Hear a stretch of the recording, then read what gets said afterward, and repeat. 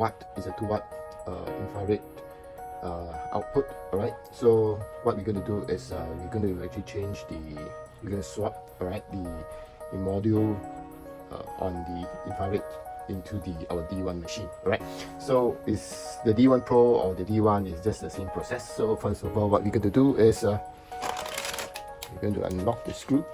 Okay, so what we're going to do is we will actually have to remove the clip down here.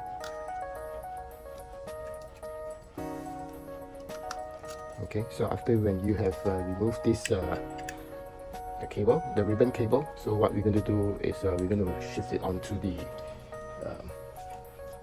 infra module down here. Alright, so it's just the same process.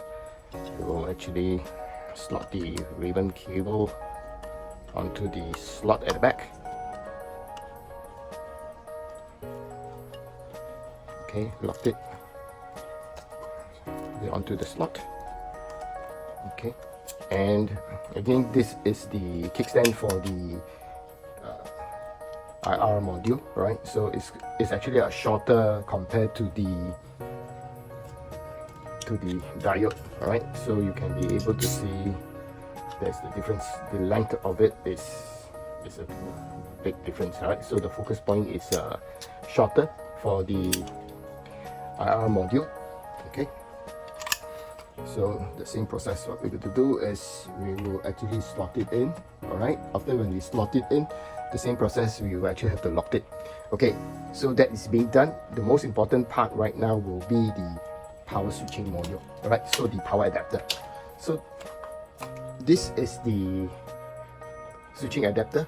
Okay, if you are actually using the diode, you need to change to the IR power adapter. Alright, so this one is very different. The power is different. The output for the IR is 150 watt.